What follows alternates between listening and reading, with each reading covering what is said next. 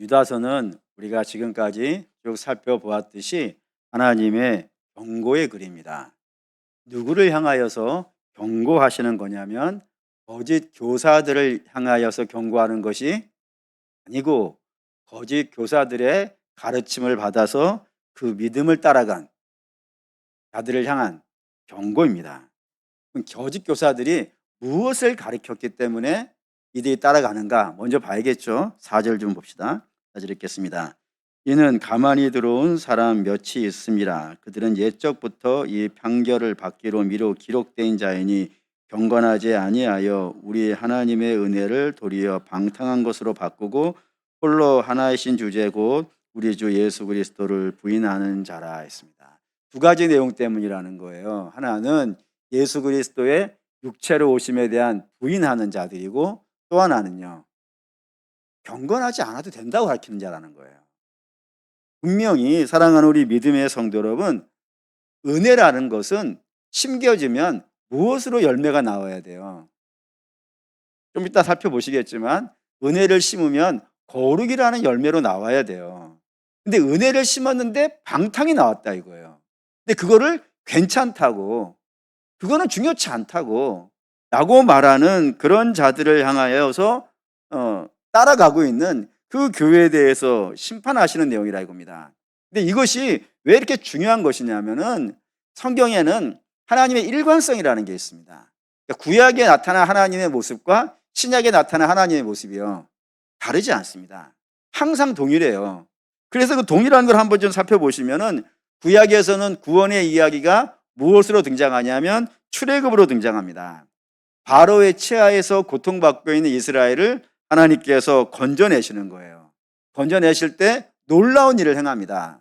바로를 10가지 재앙으로 치기도 하시고, 그리고 바다를 가르시는 그런 기적을 일으키셔가지고 이스라엘을 끄집어내신단 말이에요. 그럼 당연히 물어야 되는 겁니다. 왜 하나님이 그렇게 하셨을까? 무슨 목적을 가지고? 단지 이스라엘을 애굽의 고통에서 빼내서 가나안 들어가서 그냥 등 따시고 배부르게 편하게 살게 하시려고 그렇게 하신 것은 아닐진데, 그럼 무슨 목적을 가지고 하나님이 그런 일을 하셨는가라는 물음이 되어지고, 그 물음에 성경은 3가지로 답을 합니다. 첫째 보시죠. 창세기 12장 2절 읽겠습니다. 내가 너로 큰 민족을 이루어 내게 복을 주어 내 이름을 창대하게 하리니 너는 복이 돼. 하나님이 아브라함을 부르시는데, 아브라함 너는 뭐가 돼야 된다고요? 복이 돼야 된다고. 그러니까 아브라함은 하나님이 주시는 복을 받는 정도의 사람이 아닌 거예요. 하나님이 주는 복을 받아가지고 그 복을 어떻게 해야 되는 거예요? 전달해 주는 그런 사람이 돼야 돼요. 그러니까 아브라함은 복의 통로 같은 사람이에요. 하나님이 복을 주시면 그 복을 혼자 갖고 편하게 있는 것이 아니라 그 사람들에게, 다음 세대에게, 미래의 세대에게, 그리고 인근의 열방에게 하나님의 복을 나누어 줘야 되는 그런 사명의 임무를 받은 자가 아브라함이라 이겁니다. 그러면 그 복을 어떻게 나눠주느냐? 출애굽기 19장 6절 읽겠습니다. 너희가 내게 대하여 제사장 나라가 되며 거룩한 백성이 되리라. 너는 이 말을 이스라엘 자손에게 전하라고 해요. 너는 복을 돼야 되는데, 복을 열방에 선포해야 되는데 어떻게 복을 열방에 선포한다고요? 너희가 제사장 나라가 돼야 된다. 다시 말해서 하나님을 잘 섬기는 자가 돼야 되지 않겠어요? 인생의 모든 것을 하나님을 예배하고 하나님을 섬기며 하나님을 전하는 것이 제사장의 임무 아니겠어요? 그 임무를 통하여서 그거를 잘해서, 그거를 잘함으로 말미암아 열방과 다음 세대가 하나님을 만나게 되어지는 역할을 이스라엘이 하라고 하나님이 부르셨단 말이에요. 그럼 그 역할을 어떻게 감당할까요? 레위기 11장 45절 레위기 11장 45절 읽겠습니다. 나는 너희 하나님이 되려고 너희를 애굽 땅에서 인도하여 낸 여호와라. 내가 거룩하니 너희도 거룩할지어다라고요. 그걸 어떻게 한다고요? 거룩으로 응답을 해야 된다고요. 하나님 우리를 복으로 부르셨다니까요. 이스라엘의 자부심이에요. 복으로 부르셨어요. 그 복을 열방에 전달해 주는 제사장의 사명을 갖고 있어요. 이걸 잘 전달하려면은 이 복을 전달하고 있는 제사장이 하나님 앞에 거룩한 자여야 되지 않겠어요? 세상이 온갖 오물과 더러움에 찌들어져 있다면 그가 전하는 복음이 무슨 역사가 있고 힘이 있겠습니까? 그러니 복음을 전하는 자는 그의 삶도 거룩으로 응답을 해야 된다고요. 그래서 하나님 이스라엘에게 두 가지를 주시는 거예요. 하나는 할례이고 하나는 율법이에요. 할례는 당연히 열방의 백성들하고 너희는 달라야 된다라고 하는 신호이고, 무엇으로 다르다고요? 하나님 말씀에 순종하고 살아가는 것으로. 그런 모습으로 살아 이 사명을 감당해야 되는 역할을 맡은 자들이 이스라엘이라고 합니다. 다시 말해서 세상의 가치관과 물질관과 도덕과 윤리관, 그 정도의 수준의 사람이 아닌 거예요.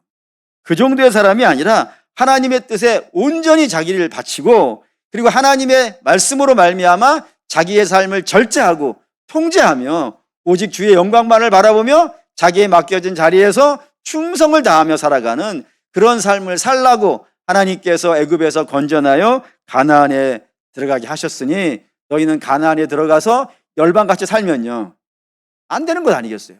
열방과 똑같이 살면 열방이 하나님을 어떻게 보겠습니까? 이스라엘을 통하여서.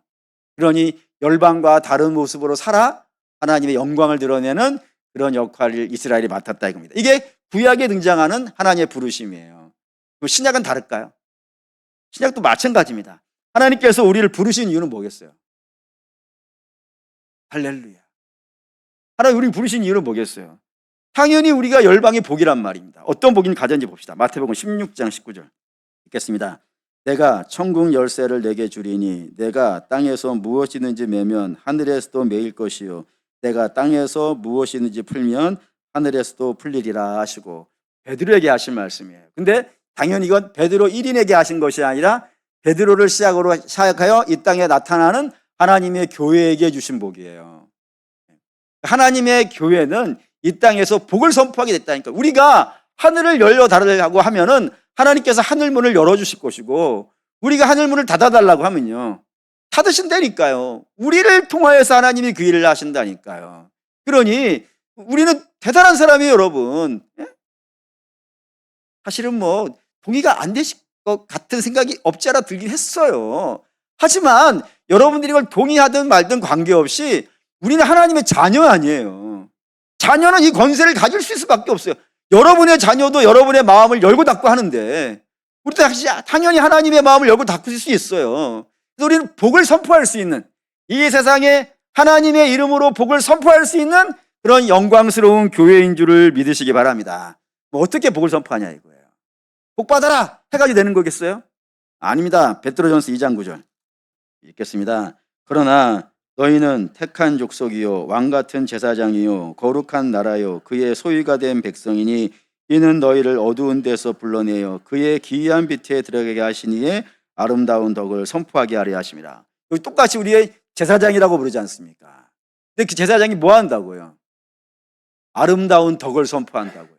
아름다운 덕이 뭐예요, 여러분? 복음이라 이겁니다.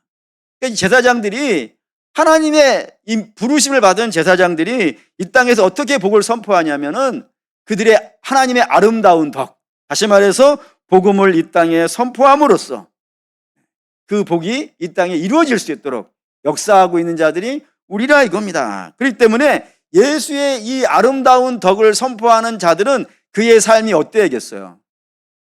삶은 온통 추잡하고 더럽고 악한데 입에서는 복음만 나간다 그러면 그 복음이 영향력이 있겠습니까? 그래서 베드로는 똑같이 얘기해요. 1장 16절. 베드로전서 1장 16절 읽겠습니다. 기록되었으되 내가 거룩하니 너희도 거룩할지어다. 레위기 동일하게 등장하는 거예요. 너희도 거룩으로 응답을 해야 돼. 물론 사랑하는 믿음의 성도 여러분, 이 땅을 거룩으로 살아간다는 것은 구약의 시대나 또는 신약의 시대나 또는 지금 이 시대나 앞으로 오는 모든 세대 가운데에서 힘들고 어렵습니다. 그럼에도 불구하고 이 부르심이 우리의 것이라고요.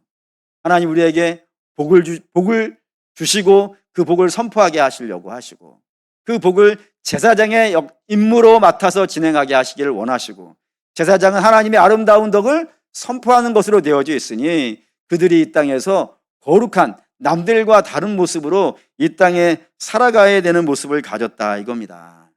그런 삶을 사는 거예요. 그러니 당연히 이렇게 되어질 수 있는 이유가요, 은혜는 이렇게 나오는 거예요, 여러분.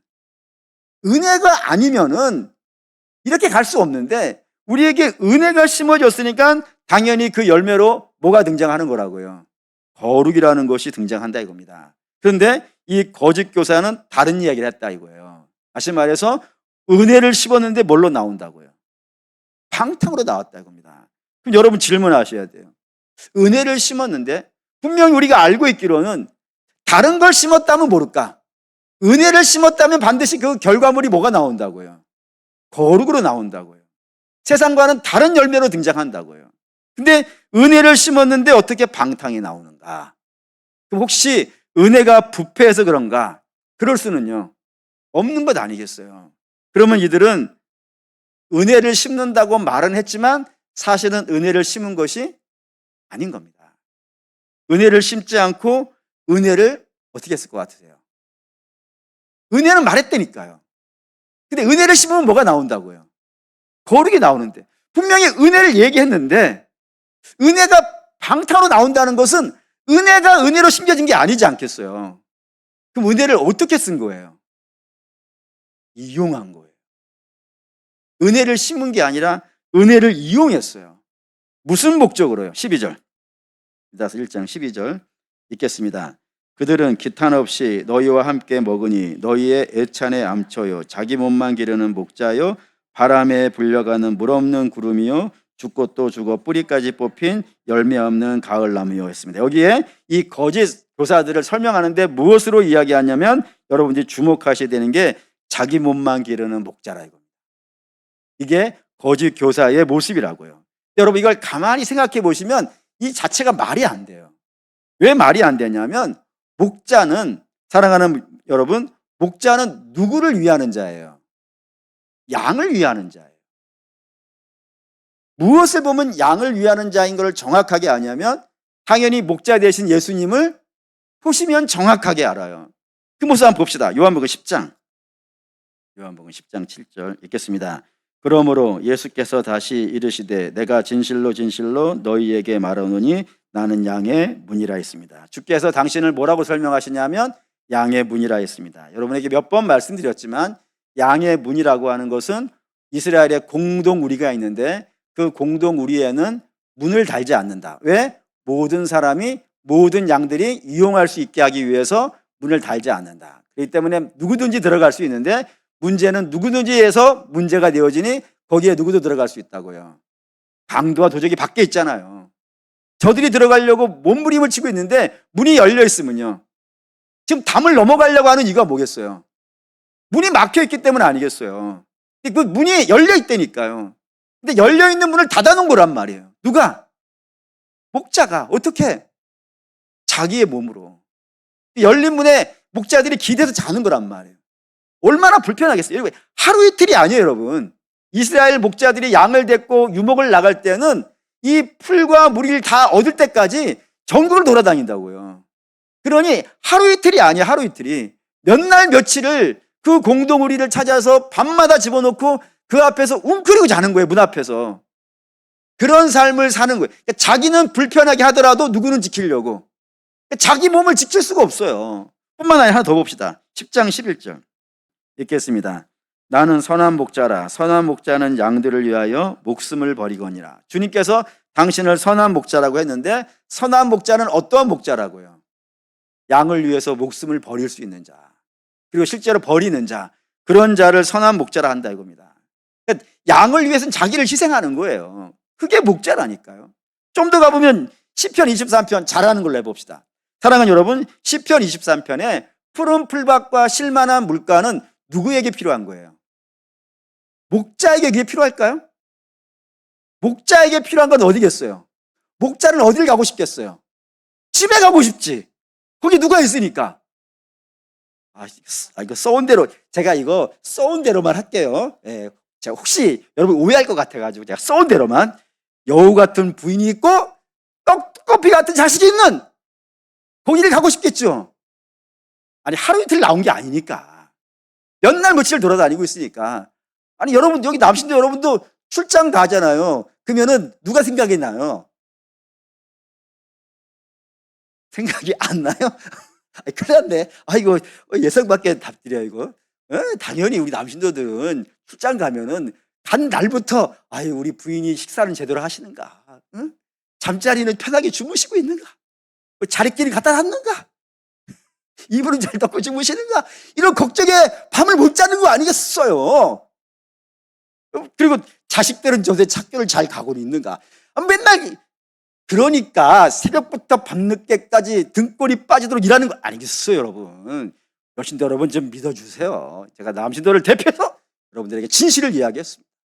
목자에게 필요한 것은 자기 집이 이제 푸른 풀밭과 쉴만한 물가가 아니에요. 그 푸른 풀밭에 가서 목자가 풀 뜯어 먹겠어요? 먹을 수 없는 거 아니에요. 누구에게 필요한 거예요? 양에게 필요한 거예요. 양에게 푸른 풀밭과 쉴만한 물가를 주기 위해서 자기는 집에 가는 것도 있고 심지어는 어디도 지나가는 거예요. 사망의 음침한 골짜기도 지나가면서 양을 결국에 푸른 풀밭과 쉴만한 물가에 눕히고야 마는 것이 목자라고요. 근데 어떻게 자기 몸만을 지키겠어요? 여기 거짓 교사들은 양에는 관심이 없는 거예요. 자기 몸을 이해하려는 거예요. 뭐를 이용해서? 은혜를 이용해서. 은혜를 사용해서 자기 몸을 위하려고 한다고요. 16절도 볼까요? 16절 읽겠습니다. 이 사람들은 원망하는 자며 불만을 토로하는 자며 정욕대로 행하는 자라. 그 입으로 자랑하는 말을 하며 이익을 위하여 아첨한다고요. 여기 정욕이라는 말이 등장했고 이익이라는 말이 등장했어요. 은혜를 이용해서 정욕을 이루려고 하고 은혜를 이용해서 자기 이익을 실현하려고 한다 이겁니다. 어떻게 하면은 은혜를 이용해서 정욕과 이익을 얻어낼 수 있을까요? 쉬운 방법이 있습니다. 거룩을 빼면 됩니다. 왜요? 거룩은 힘드니까. 저나 여러분이 다 불편하거든요. 거룩하다는 것은 세상과 구별되어진 거예요. 우리는 세상이 흘러가는 그 흐름과 시대의 조류를 따라 살아가는 것이 익숙하고 편해요. 그걸 거슬리려고 하면요, 온몸에 상처 나는 거 아니겠어요? 그래서 연어? 은어? 그런 거 있잖아요. 어쨌든 비슷한 물고기들이니까. 물길 거꾸로 올라가다가 온몸에 막 다 상처 나는 거 우리 아시는 이야기 아니겠어요? 물길을 거슬른다는 건 굉장히 어려워요.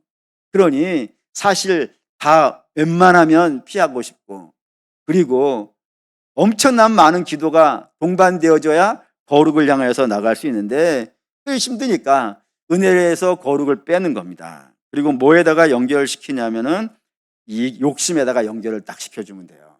그럼 반응이 세집니다. 예를 들어 볼까요? 예수 믿으면 자녀가 좋은 대학 갑니다. 물론 우리 교회에서는 아멘이 안 나오지만 겁나게 세게 나오는 이야기입니다.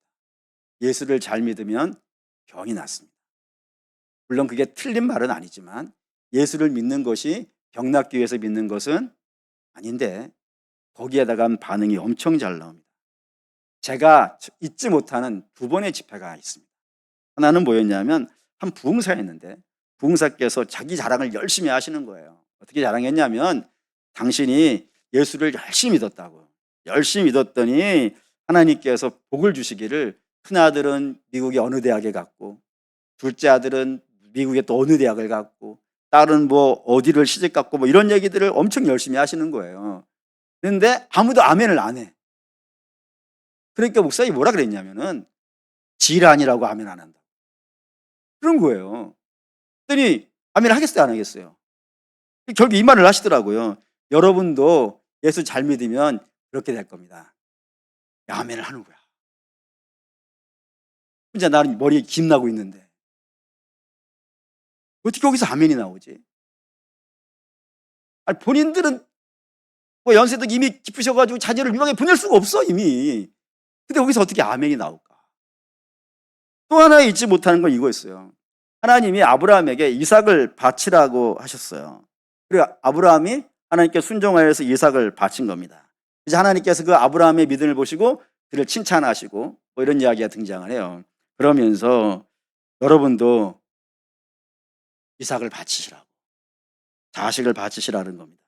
그런데 자식을 바치지 말고 100만 원씩 내라 그런 거예요. 아멘이 없자. 아들을 내든지 그러는 거예요. 그러면서 그 뒤에 이렇게 얘기를 하시네. 내일 집회 때 100만 원씩 갖고 나오시라고. 그럼 내가 옆에서 안수기도 해주겠다. 다음날 나왔을까요? 안 나왔을까요? 줄을 서요. 100만 원씩 봉투에 들고 다 줄을 서요.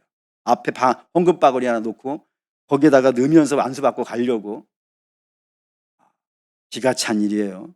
사랑하는 여러분, 여러분들이 헌금하는 이유는 뭡니까? 여러분, 이게 투자입니까? 내가 이거 내면 하나님께서 갑절로, 간혹 이런 얘기 하시는 분이 있어요. 11조를 해봐라. 그럼 하나님께서 갑절로 갚아주실 거라고. 여러분, 11조가 하나님께 투자하는 겁니까? 여러분, 헌금 정의를 정확하게 하셔야 돼요. 우리가 헌금하는 건 그게 누구 거니까요? 하나님 거예요. 하나님이 내게 주신 거예요. 감사해서 드리는 거예요. 뿐만 아니라 여러분, 우리가 하나님께 헌금하는 이유는 하나님 사랑해서 하는 거예요. 투자가 아니라고요. 근데 그걸 투자로 가르쳐 줬어. 그랬더니 자녀를 위해 축복 기도해 준다니까 100만 원씩 들고 줄을 서는 거예요, 여러분. 이처럼 은혜를 욕심에다 갖다 붙이면은 사람들이 기가 막히게 반응을 해요. 목사님 어떻게 그렇게 사십니까? 제가 다녔던 교회에서 한 집회들이었어요. 다 큰 교회들이었고 만만치 않았어요. 우리도 할까요? 빚 한 번에 끝낼 수 있는데. 그게 아닌데 그렇게 은혜를 욕심에다 갖다 붙이니까 사람들이 반응을 한다 이겁니다. 근데 왜 그러냐면은 사실 여러분, 우리는 은혜를 받은 자이면 틀림이 없지만 지금 연약한 부분들이 있어요. 연약한 부분들이 있어서 마음속에 거룩보다는 욕심을 따라 살고 싶은 마음들이 적지 않이 아직은 있어요. 근데 거기에다가 거짓 메시지들이 불을 붙여준다 이겁니다. 불이 붙으면은 그 욕심에 따라서 돌진하게 되어지는 거예요. 손바닥도 마주쳐야 소리가 나듯이 악한 자들이 그렇게 이야기를 하면 모른 척하고 안 들은 척하고 거부하면은 상관이 없을 텐데 그게 자극이 되어지니까 거기에 움직이는 역사가 우리에게 발생이 되어지더라 이겁니다. 그리고 그렇게 발생이 되어지면 교회는 점점점 거룩하고는요 멀어지겠지. 교회가 거룩하고 멀어지다 보면은 교회는 사실 외부의 공격에 의해서 넘어지는 예가 없습니다. 교회는 외부의 공격이 오면 오히려 더 강하게 뭉쳐온 것이 2000년 교회사의 역사예요. 그래서 교회는 외부에서 무너지지 않아요. 항상 교회는 어디서 무너지겠어요? 내적인 부패와 타락으로 무너지게 되어져 있어요. 그러니까 사단은 그런 것들을 이용하려고 한다 이겁니다. 그래서 그렇게 많은 교회들이 넘어진단 말이에요. 근데 이거를 누구보다도 걱정 많이 하는 것이 이 유다 사도라 이겁니다. 그래서 그들이 경고를 하는 거예요. 이렇게 경고합니다. 12절 다시 보시면 다시 읽어보죠. 읽겠습니다. 그들은 기탄 없이 너희와 함께 먹으니 너희의 애찬의 암초요 자기 몸만 기르는 목자요 바람에 불려가는 물 없는 구름이요 죽고 또 죽어 뿌리까지 뽑힌 열매 없는 가을 나무라 했습니다. 여기 물 없는 구름이라는 말을 여러분들이 이해를 하셔야 됩니다. 이게 뭐냐면 이스라엘은 딱 두 개의 절기만 있다고 했죠. 하나는 건기하고 우기입니다. 건기에는 비가 오지 않습니다. 비가 오면 안 됩니다. 정확하게 비가 오지 않아야 됩니다. 그러다가 우기로 바뀌면서 10월달 가면서 비가 온단 말이에요. 그래서 비가 어느 방향에서 오냐면 우리는 비구름이 어느 방향에서 주로 옵니까? 남쪽 태평양 쪽에서 오죠. 그쪽에서 와요, 여러분. 네. 그러면 이스라엘은 어느 쪽에서 오겠어요? 서쪽에서 옵니다. 그래서 복음성가 중에 그런 거 있잖아요. 서쪽 하늘 이상한 구름만 떠도 그게 그래서 그런 거예요. 서쪽에서 비가 와요. 구름이. 왜냐하면 서쪽에 뭐가 있냐면 지중해가 있어요. 남쪽에는 광야가 있어요. 남쪽에서는 비가 올 수 있는 구름이 올 수가 없어. 서쪽 지중해에서 구름이 온단 말이에요. 딱 봤더니 건기에서 우기로 탁 넘어가는 그 시절에 날마다 모여서 기도한다니까요. 이때에 비가 안 오면은 적과 꿀이 흐르는 가나안 약속의 땅에 기근이 오는 거예요. 여러분, 약속의 땅에도 기근이 와요. 그 기근이 안 오려면은 서쪽에 정확하게 10월 달이 됐을 때 서쪽에 비구름이 오고 있어야 되는 거예요. 비구름이 봤어.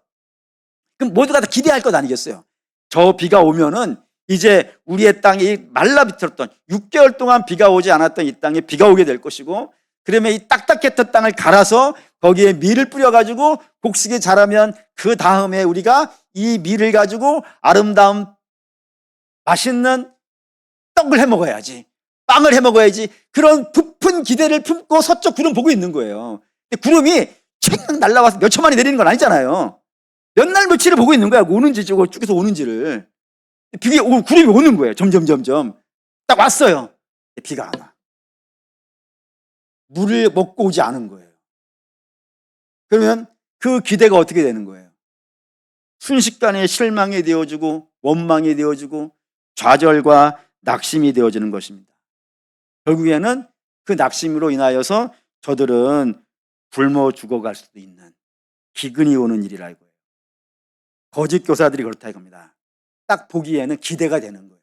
마치 이스라엘이 서쪽 하늘을 바라봤을 때 오는 구름 바라보면서 막 기대하고 있듯이 거짓 교사들이 가르쳐주는 은혜를 심었는데, 은혜를 이용해서 방탕을 만들어내고 있는데 그게 재미있는 거야.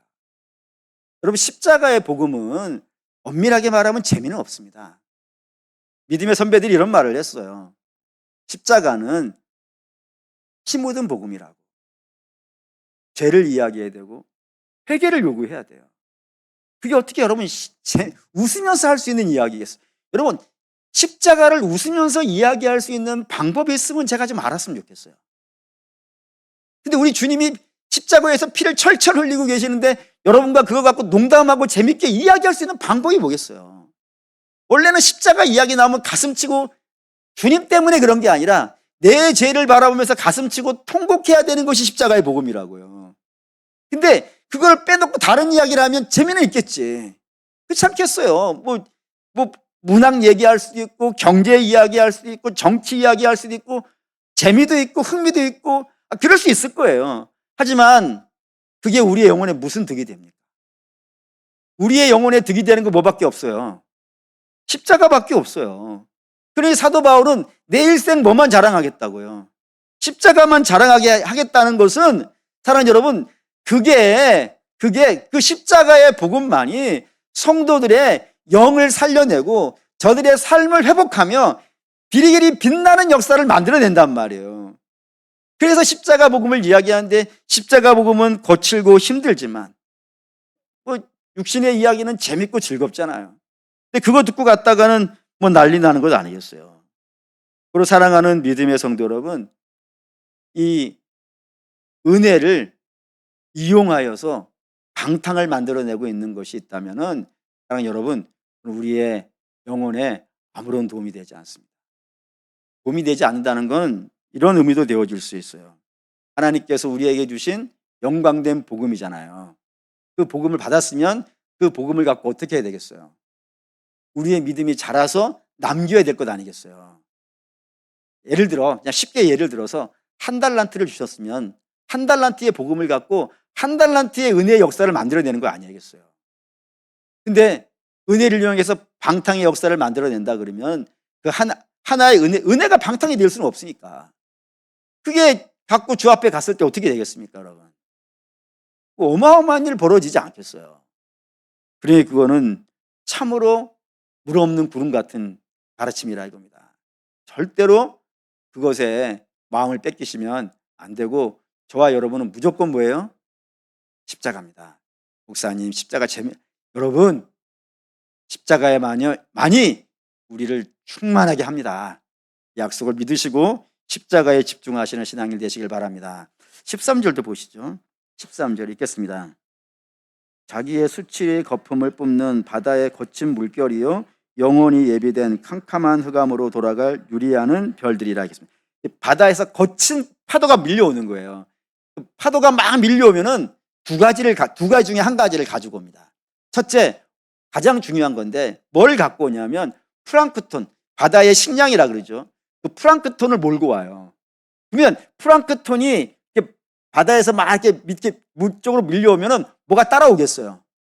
물고기들이 따라오지 않겠어요? 왜? 그게 자기 양식이니까. 그걸 먹으려고 물고기들이 많이 온단 말이에요. 그때 옛날 농부들이야, 어부들이야 원양어선을 타고 멀리 갈 수는 없는 것 아니에요. 다 인근 지역에 사니까 그 인근 지역에 바다에 물고기들이 많이 오게 되어진단 말입니다. 바다가 막 뒤집어지고 하면서 영양분들이 다 올라오니까 물고기들이 다 따라온단 말이에요. 그걸로 낚시를 하니 그물을 던지니 얼마나 많이 거둘 수 있겠어요. 이게 첫 번째이고, 또 하나는 이 플랑크톤만 오지 않고 딴 게 오는 게 있다네요. 뭐가 오냐면 쓰레기들이 온답니다. 바다 물결을 따라서 쓰레기들이 같이 몰려온다는 거예요. 그러면 그 쓰레기들이 오는 곳에 물고기는요, 오지 않겠죠. 그럼 농부들은 굶는 거예요. 거짓 교사의 가르침이 그렇다고요. 저들이 가지고 오는 것은 쓰레기에 지나지 않는 거예요. 그 쓰레기를 따라갔다가는 아무런 유익도 얻지 못하고 아무런 영혼의 만족도 얻지 못하고 한다 이겁니다. 왜? 그들이 가지고 오는 쓰레기는 욕심과 교만과 자랑과 헛된 것들이니까. 그런 것들을 우리의 심령에 뒀다가는 망하는 역사가 있다 이겁니다. 그러니 그러지 말라 이겁니다. 그러지 말고 너희는 어떻게 하라고요? 십자가 복음 중심으로 살아야 된다 이겁니다. 저는 믿습니다. 하나님께서 우리에게 은혜를 주실 때는요, 은혜와 더불어서 우리에게 필요한 것도 더불어 주십니다. 우리 잘 아는 말씀 있잖아요. 마태복음 6장 33절. 먼저 그의 나라와 그의 일을 구하라. 그리하면 이 모든 것을 너희에게 더하시리라 했습니다. 이 모든 것을 더하시는 이유는 이 모든 것이 우리에게 있어야 될 걸 누가 아시는 거예요? 하나님이 아세요. 우리가 욕심내지 않고 우리가 허탄한 마음에 빼앗겨서 세상 따라 살지 않아도 하나님께서 우리에게 있어야 될 것들은요, 주신다고 약속하셨어요. 그러니 거기에 마음 뺏기지 말고 너희는 어떻게 하라고요? 먼저 그의 나라와 그의 의를 구하라는 거 아니겠습니까? 먼저 그의 나라와 그의 의는 뭐겠어요, 여러분?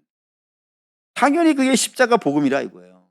그러니까 성도는 십자가를 구하시고 십자가를 들으시고 십자가 안에 거해야 됩니다. 그게 우리의 우선순위예요. 그러면 하나님께서 우리가 그다지 세상 따라가지 않아도 우리에게 있어야 될 것은요, 주신다니까요. 그러니 우리에게 가장 큰 문제는 어쩌면 염려일지 모르겠어요. 없으면 어떻게 되는가? 지금 없으니까. 근데 항상 이스라엘의 저녁은 그런 거 아니에요, 여러분. 저녁 때 벼지면 떨어지는 게 있죠. 광야 이스라엘이 저녁만 되면 떨어지는 거. 만나죠.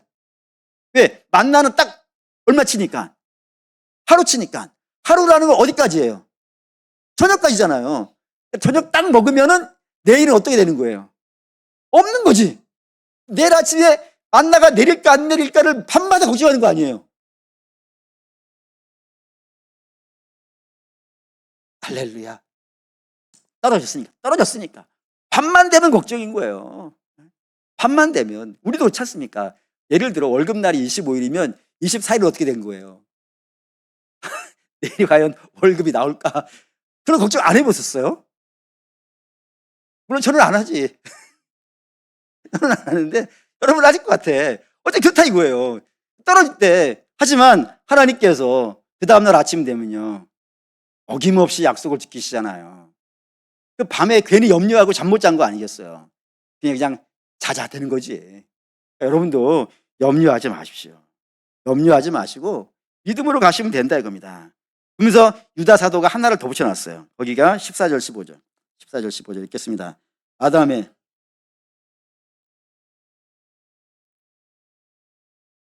수만의 거룩한 자와 함께 임하였으니 이는 무사람을 심판하사 모든 경건하지 않은 자가 경건하지 않게 행한 모든 경건하지 않은 일과 또 경건하지 않은 죄인들이 그를 거슬려 한 모든 완악한 말로 말미암아 그들을 정죄하려 하심이라 하였느니라. 이게 뭔 말이냐면 에녹스라고 하는 책이 하나가 있어요. 이게 위경인데 이 유다서가 위경을 두 개를 썼어요. 하나는 지난번에 미가엘 천사가 사단과 모세의 시체를 누가 가져가냐 이거 갖고 싸운 거 모세의 승천기라는 위경이고, 또 오늘 여러분과 함께 읽은 것은 에녹서라고 하는 위경입니다.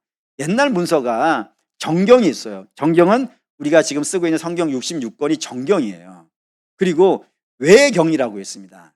성경의 권위를 인정받지 못하는 책이 있어요. 근데 그거를 캐톨릭은 제2의 경전이라고 해가지고 자기의 성경에 붙여놨어요. 우리는 그걸 인정하지 않으니까 쓰지 않는다 이겁니다.